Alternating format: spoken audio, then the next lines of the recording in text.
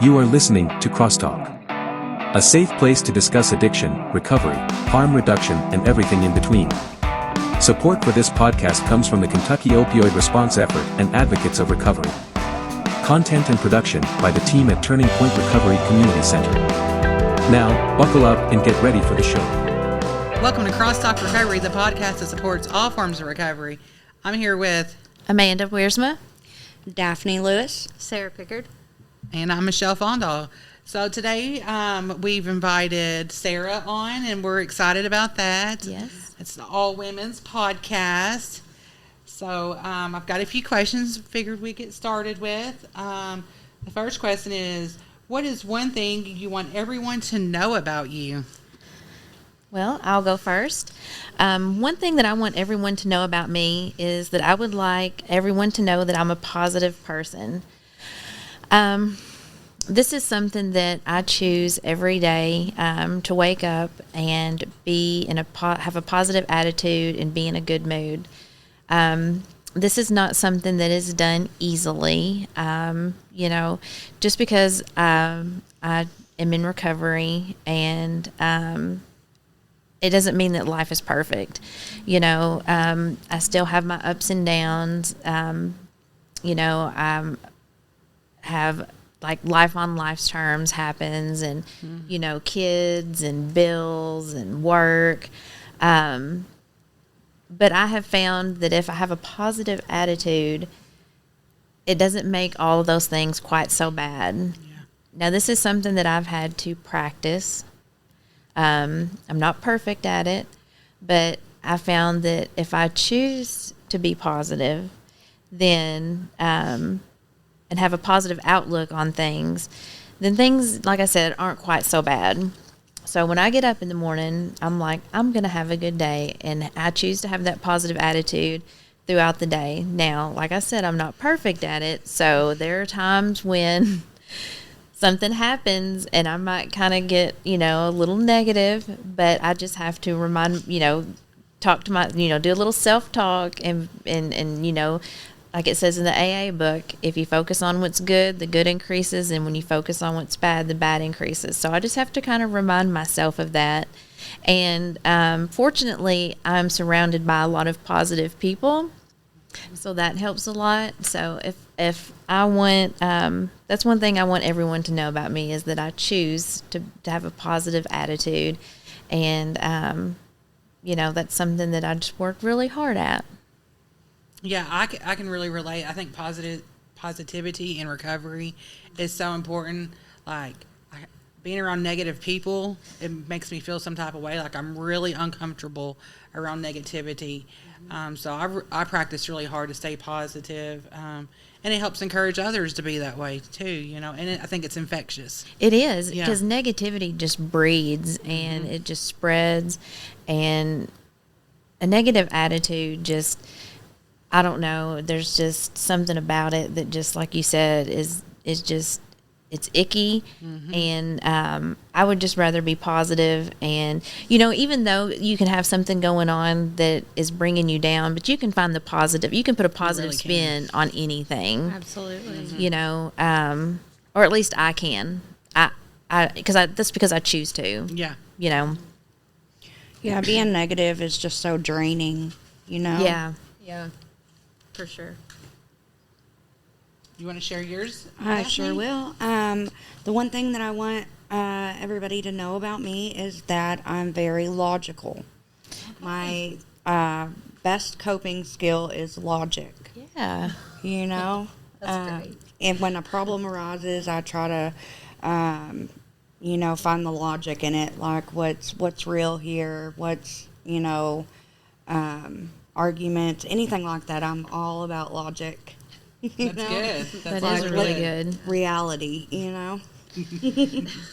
That is good, because sometimes, we want to make decisions based on emotion. Yeah. But if you can just pause and then think of the logical explanation or the logical reason to make a decision, that's really helpful. Yeah. Yeah, I think I've been a logical thinker the majority of my life, course, not when I was using and stuff, because it was definitely not logical to use drugs. But I think when, in my sobriety, I use logic for everything. That's Yeah. good. That's That is really really good. good. Yeah. Sarah? Okay. I think something that I want people to know about me is I want to work in recovery. That is a dream of mine. I just have a passion for people that have been where I've been, and I think that my story and where God has brought me in my walk, it could help other people. Yeah. Yeah, absolutely. And, I like to pick people up when they're down. And I'm positive I'm not very logical most of the time, but still. But I do love to help people. Yeah. So, Now, you have a very caring, nurturing nature. Yes, you do. Yeah. I think you would be really good at that Yeah. because you're very relatable. And the times that I've spent talking with you, you are just, you're very uplifting and you seem to care. When you're talking to someone, you're very into the conversation and you're very good at active listening. So I think that you would be great at working in recovery. I appreciate that. That's why I like spending time with you guys, because that's how you guys are to me, too. Very approachable. And I think Yes. that's and just a comforting, just aura about you. Yeah. Thank you. Yeah. That means that's a all lot. important. Yeah. Thank you. So one thing that I want everybody to know about me is I'm very spiritual, and like my relationship with God has been everything for me to get to where I'm at. And a lot of people say that they look up to me. So like the most important thing that I can tell them is to build your relationship with God. And and I think that's where I get my good nature and my kindness and all of that is from my spiritual walk. Absolutely. So I just feel like that's the thing I'm most grateful for. So that's what I want everybody to know. Yeah. That's great, Michelle. I think if someone was to ask me, what is something that you would say about Michelle, and I would definitely say she's a very spiritual person. That's something that Absolutely. stands out about you. Y'all are going to make me cry. It's very inspiring. That's my though. favorite thing about myself, So, and I think that's important Yeah. for people's recovery too. Oh, yeah. The spirituality aspect of it. Absolutely. yeah. Thanks, y'all. You're welcome. So then next we've got, what has been your biggest struggle since you've been sober, and how are you dealing with it, or how have you dealt with it? I think that little bit of information for everybody is really good for everyone to know, Absolutely. Well, I would have to say that my biggest struggle has been finding balance between work, school, and home life. I go to school part-time, and I really, every semester it's always the same thing, finding that balance between working full-time, going to school part-time, and home life, my kids, grandkids, spending time with my mother, spending time with anybody in my family. I just really struggle with that. And the way that I deal with it is by asking for help, talking to my peers, and just trying to figure out, ways that my friends and that my peers, that the way that they find balance.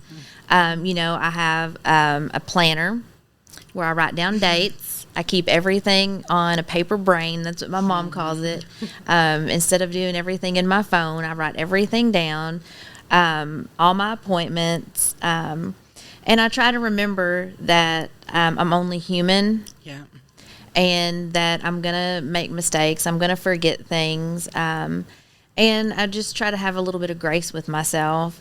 And my kids understand that I'm busy. And, I ask them for a lot of help sometimes too. I'm like, look, I have this going on, or I have to work late and I can't be there. And so they will pitch in and help out with like stuff around the house.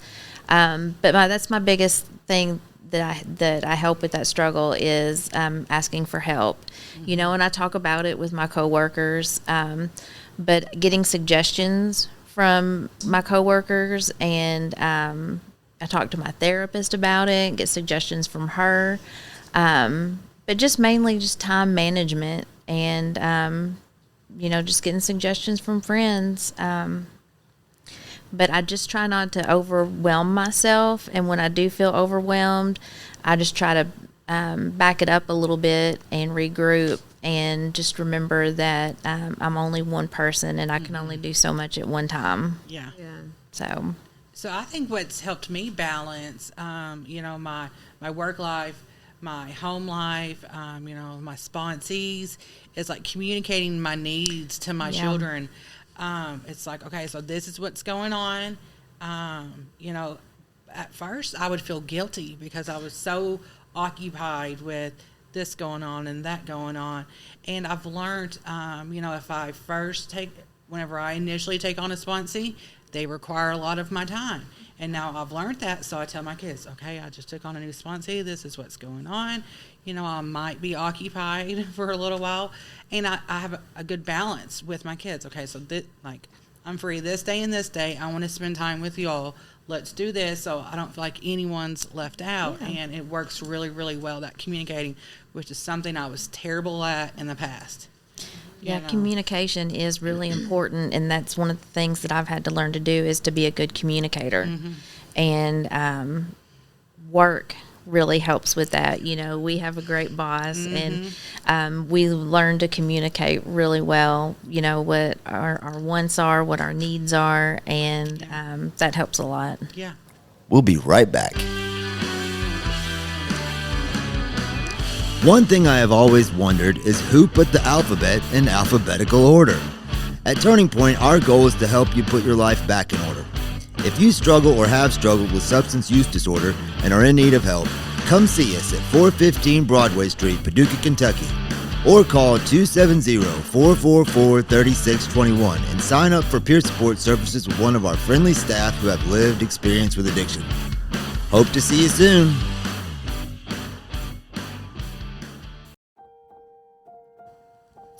As a woman in recovery, I know how important having a fellowship of women has been for me. Come join us at the Women of Worth All Recovery Support Group here at Turning Point, 415 Broadway, Paducah, Kentucky, every Friday night at 6 p.m., where we discuss our personal experiences in recovery. Hope to see you there.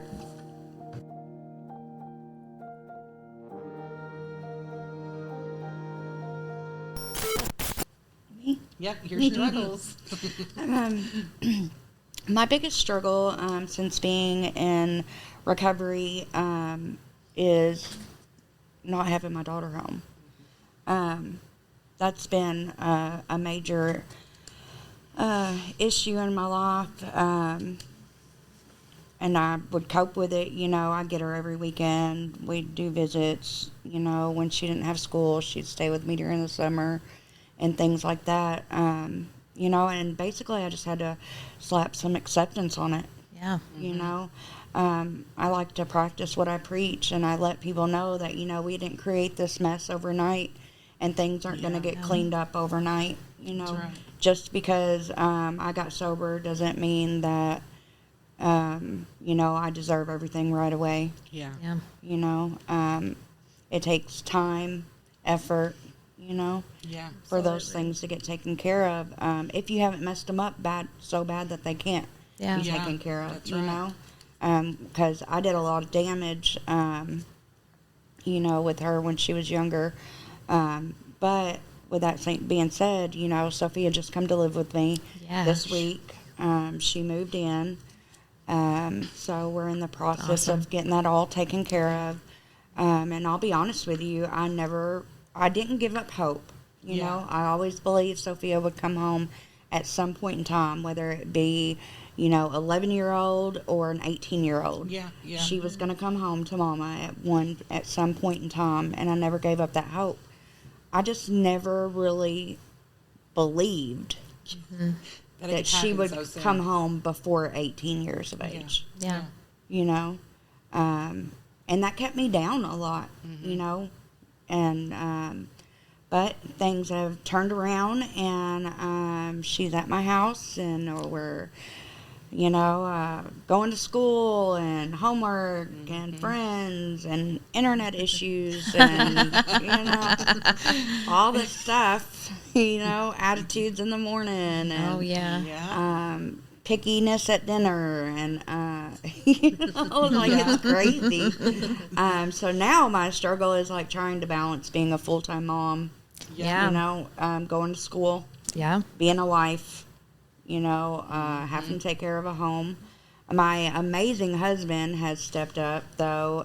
He's been cooking dinner, doing the dishes. I saw that. He's helped with Yeah. laundry. He's picking Sophie up from school. I'm taking her. Like, we're really making it work. Yeah. You know what I mean? It's amazing. Yeah, that's So. beautiful. Yeah. Good stuff. 5:30 a.m. struggle. You know what I mean? I do. Yeah, that's great. That's awesome. I'm so glad that you have that great teamwork with your husband. That's really amazing. It is. Yeah. Yeah. What's your struggle? My struggle, I have a few struggles, but my biggest struggle was being alone. Being okay with not being in a relationship, as a toxic relationship, like that was hard for me. And the way that I've coped with that was with my relationship with God. And I learned that from you, listening to you talk in meetings about what you did and all your time that you spent with him, and it inspired me to just really dig into his word and really like crave him more than Yeah. I craved anything else. And it's helped me in so many different ways in life. And I have some really good people to look up to. Yeah. And it helps. My roommate is absolutely amazing. She's a God-fearing woman, and I can just see the fruits of the Spirit, like just coming out in her life. Yeah. And so it's easy. It's easier for me now to just follow what Yeah. the women before me have done, and so that's how I did it. Yeah, when I was in treatment, they mentioned find someone you want to be like and do what they do. If you want what we Yeah. have, do what we do. Yeah. And for me, that's been huge. The people I look up to, like I didn't know how to be a mom when I first came into the rooms, but I looked at other moms and their parenting skills, and I was like, I want to be gentle. I wasn't as gentle before. Yeah. I was like, well, how do they do that? And I was like, probably practice patience and not jump into conclusions and all of these different things. And it takes work, a lot of work, redirecting your thinking, trying to stay positive. Renewing It your takes mind. a lot of coping skills, but it's manageable. We Yeah. can do this if we just keep on trying. So with that being said, my biggest struggle has been parenting teenagers. Yeah. And whenever I came home from rehab, I did not think that, or whenever I graduated rehab, I did not think that my kids would come home till they were 18. Like I was hoping we would build this relationship. And it was really tough at first. I wanted to give up. Getting to know who my children were 3 years later, it was uncomfortable. It was strange. Like I didn't know this new lingo. It hurt my feelings because they would just say these things and I didn't know they were kidding. I was like, what are they even talking about? And they're laughing. I'm like, are they making fun of me? I was really insecure, so insecure. But I knew that I needed to keep working on myself. I was like, man, like you're feeling some type of way. These kids are coming to see you every weekend. Like clearly they love you. And I was listening to my disease and I was listening to all these lies. And, but I kept putting in the work, I kept putting in the work. And then they came home 3 years later and I was scared to death the first time something came up. My daughters dabbled in drinking and smoking weed. And then they stopped and then they dabbled in it again. And of course, but each time I've handled the situation better. And each time, we've talked about it. we communicate very well. You know, Amber has been so honest with me about things. She's admitted to me when I didn't even find things out, just because she wanted that accountability. She learned accountability from me, which is so cool, because like what I'm doing is impacting my kids' lives, and like that is wonderful. You know, it's a big deal. But parenting teenagers is scary. It's foreign. Like, I've never raised teenagers before. But it's so good. Our bond is inseparable. Man, them girls, man, they're my real ride or dies. Yeah. You know what I mean? They really are. Like, they've got their mom's back. You know, they just call me to chat. Like, it's so cute, you know? It's so cool. And it's the best thing that I've done since being sober is, you know, raising these kids. Yeah, you've done a great job. Thank Yeah, you. they're amazing kids. Yeah, they're pretty wonderful. Yeah. They really are. They are. Okay, so with that being said, what is the thing we're most grateful for that recovery has given us? Well, the thing that I'm most grateful for that recovery has given me is restored relationships with my family. When I was in addiction, I was estranged from my mother and my children. So being in recovery, I have restored those relationships. I have very healthy relationships with my daughters. You know, I in the same way we text all day long just to chat. You know, how's your day? What are you doing? What'd you eat for lunch? Yeah. You know, just random conversations. You know, I'm the person that the daycare calls if they can't reach my daughter, to pick up my granddaughters if they're sick. I'm the first person they call if my daughter had a wreck. I'm the first person she calls. I'm taking my youngest daughter to go get her permit. You know, these are things that I would not have been involved in if I was still in active addiction.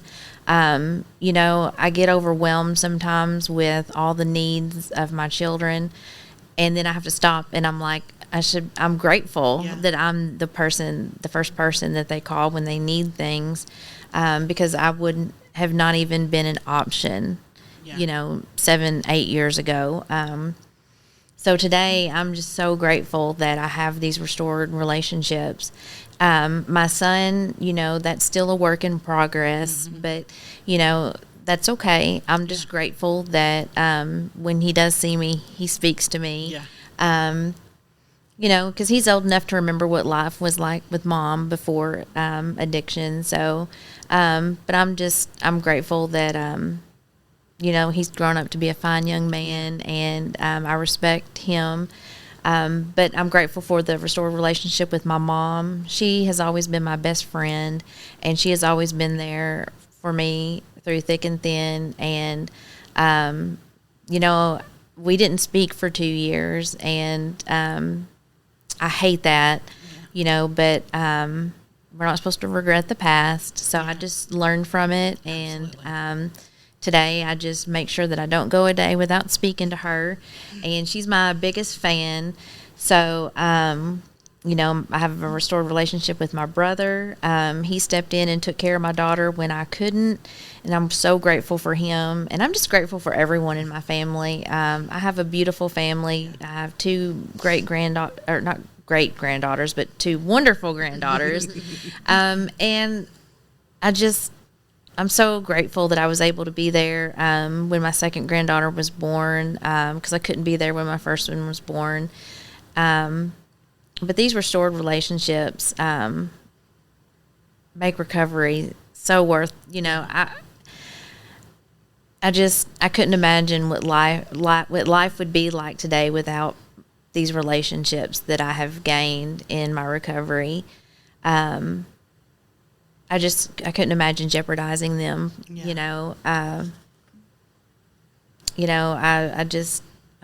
what I'm just most grateful for. My family. Yeah, and whenever I think back to, like, my kids, like, I'm the most constant thing in their life today. Yeah. You know, and it didn't used to be like that, you know, and it's just so great that I can be the mom that they need, kind of like what Daphne says in her Gratefuls. Oh yeah, I love it when she says that because, you know, I didn't get into addiction until I was 30, so I can remember what it was like being that mom and being there all the time, and then, you know, I gave it all away. Yeah. And, you know, I've gained it all back, and it hurts my heart to think that I, you know, gave everything away for drugs and alcohol, and now I just couldn't imagine ever being That person again. That person again, yeah. You know, my children really had to dig deep and forgive me, and, you know, changed behavior is the best apology, and that's Absolutely. and every day I have to get up and be that person and be that mom and show that changed behavior, you know, and, you know, I've worked hard to get to where I am today to show my children that I can be that mom that they deserve. We'll be right back. Did you know that recovery from substance use disorder and mental health go hand in hand? That is why the caring and compassionate mental health professionals at Four Rivers Behavioral Health in Paducah are here to help you find your balance. They are proud of you for making the changes necessary to live a healthier life and would love to see you reach your full potential. Give them a call at 270-442-7121 or stop by the downtown location at 425 Broadway in Paducah, Kentucky.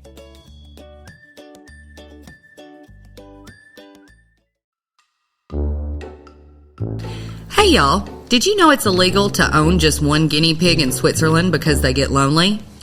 Here at Turning Point, we don't want you to ever be lonely either. That's why we're open 7 days a week from 8 a.m. to 8 p.m. Always feel free to come hang with our friendly staff, and don't forget your guinea pig. We're located at 415 Broadway Street, downtown Paducah. You know, and now your daughter trusts you to be with her grandkids. yes, That's huge. yes, That's huge. I'm trusted with little human beings, and you know, it's great, and I don't ever want to disappoint them, you know, and I don't want to disappoint myself, but I love my family, and I know that sometimes I gripe and complain about, oh my gosh, what do they want now? What do they need now? But I'm so grateful for them needing me and wanting me, and I'm just grateful that I'm in a position to where I can be there for them. Yeah. You know? It's good stuff. It Yeah. is good. Well, I am most grateful for, I've got a lot of things that I'm grateful for. And what I say in my gratefuls is I'm grateful to be a mom today, to know what it means to be a mom today. Awesome. And to show up as a mom today. So that's what you was referring to. Yes, it was. Yeah. And it's so true, you know. But I'm grateful for restored relationships as well, you know, and healthy relationships and a healthy marriage. But most of all, what I'm grateful for is my sanity. Yeah. Yeah. You know, when I was out there in the madness, people pretty much convinced me that I was crazy, and I guess I really was going crazy. You know what I mean? That's a good possibility. Yeah. Right. You know, the people I was around, you know, the guy that I was with, all those things, you know, played into factors of me losing my sanity. And when I got into recovery, you know, I learned that I had a mental illness and that it needed to be treated.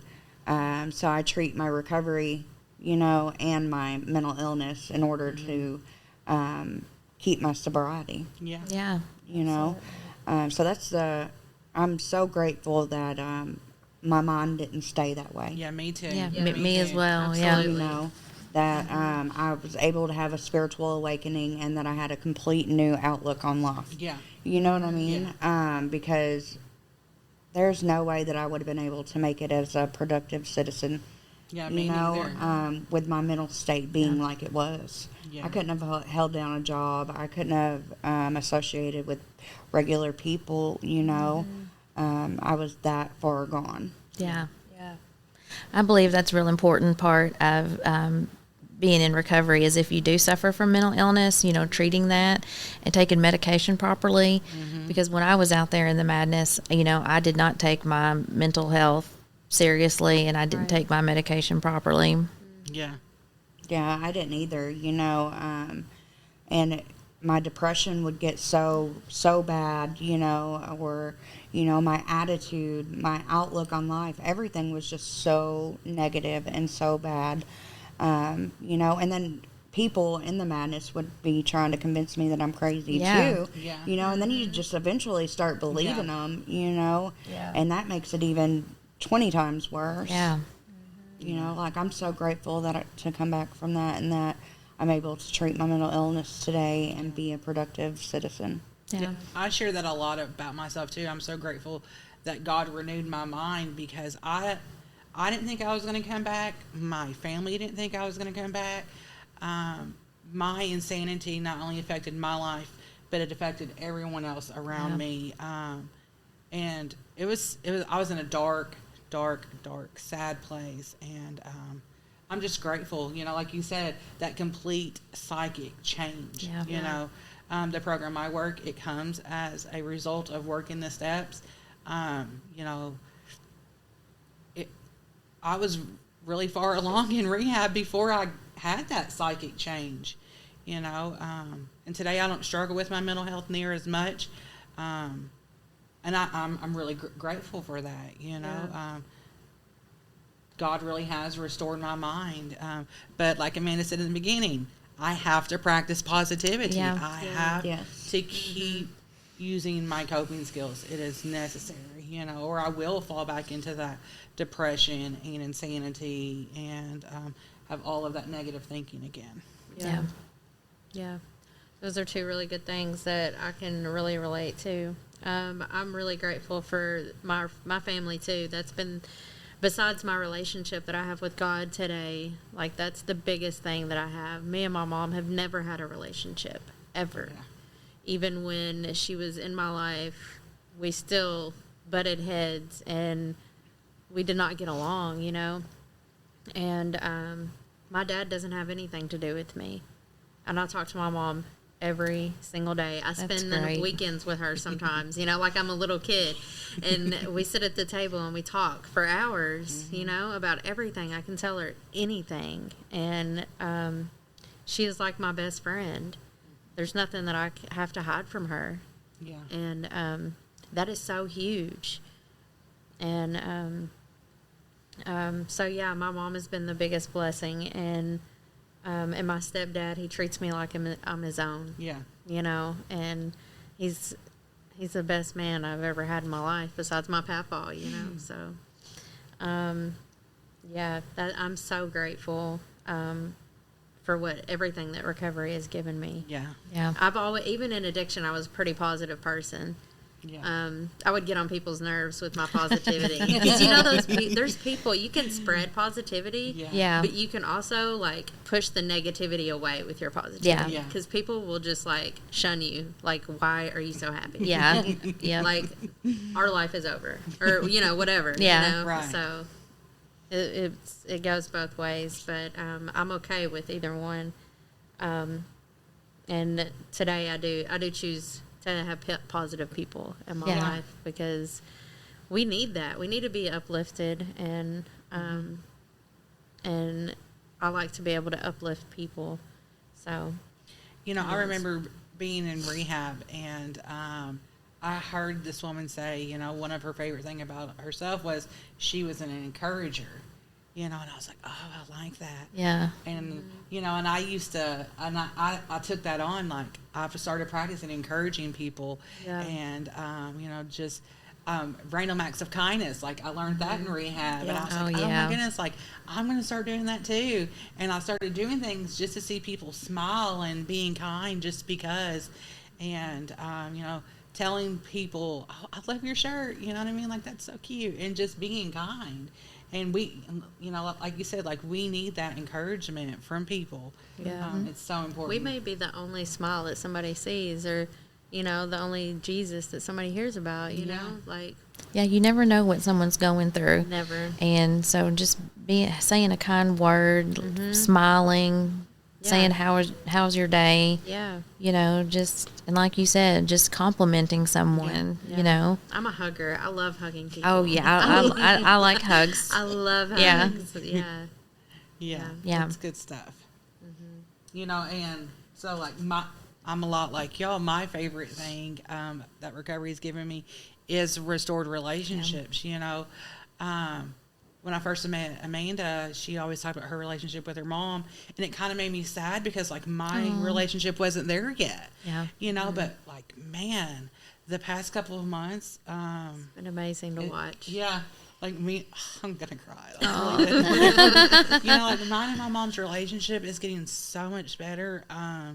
Like since the fall, we've really started talking more. She's been really intentional about reaching out to me, and because I'm always the one who like put in the work, I felt like for so long, and I don't know if she was preoccupied with my sister's kids or what it was. It could have been anything. Maybe it just wasn't time for our relationship to be restored yet. Right. Yeah. But whatever's going on, it's wonderful.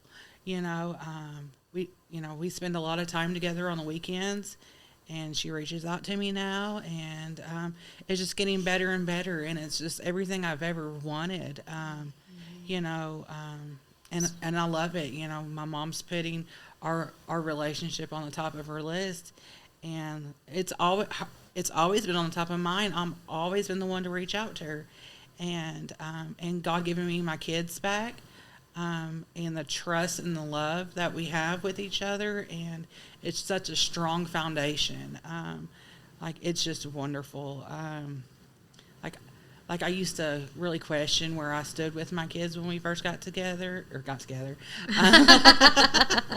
You know, when we first started working on our relationship, and they would come back around. But like I know without a doubt where I stand with my kids, and it just feels wonderful. And I have no doubt that that's where mine and my mom's relationship is going to get to. You know, because it's just working. You know, we're part of a Bible study together every Friday night, and like I'm learning so much from her, which is really cool. Because like I've always felt like I was like, because my ego tells me I'm really smart, you know, and pretty, you know, and I'm learning so much from her, and it's so cool just to watch her shine. It's beautiful, and I'm so proud of my mom and the woman that she is, and you know, I can learn a lot from her, and I'm so grateful to have her back in my life, and it's more present and active. So yeah, I'm so happy for you. Yeah. yeah, Me too. That's amazing. it is. So well. Well, I'm really glad to hear what everybody is grateful for. I love hearing gratefuls. That's one of my number one coping skills is gratitude. If I'm feeling down or stressed out or overwhelmed, I can, do a quick gratitude list in my head, and it turns things around for me. So I appreciate everybody sharing. Yeah. I had a friend tell me a couple days ago that when she does her gratefuls, she thinks, if I woke up tomorrow with only the things I was grateful for today, Yeah. what would I be grateful for? Oh, that's amazing. I was I like, love that. It puts Yeah. everything into I was perspective. like, dang, I have been grateful for my legs Yeah. or my Yeah. vision or being able to, Yeah. just simple things like being able to Oh. taste food. Yeah. I don't think about those things, but some people can't, Yeah. you know? Absolutely. So, I love that. yeah. I really do. Thanks for sharing that. Yeah, absolutely. You know, like, since being in recovery, there's been lots of times where I felt like my life is missing something. You know, whenever I start to feel that way, I know that I'm losing gratitude for what I have, because I'm supposed to be content, with and have acceptance with where I'm at in my recovery and where I'm at in my journey. And I do pen to paper with my gratefuls all the time. It just seems more meaningful. you know? Yeah. I put it on paper, I see it, and I start thanking God for it, and it just changes my whole entire mindset. Yeah. yeah. Absolutely. But y'all, I think we've had an amazing podcast. I think so. Yes. Yes. I'm so grateful we were able to do this. Me too. Like and share us on Podbean, Castify, YouTube, Amazon Music, and stay grateful, guys. Bye. If you or someone you know is struggling with addiction or in recovery and needs guidance, speak with Turning Point's team of peer support specialists by calling 270-444-3621. You are not alone, and we are proof that recovery is possible.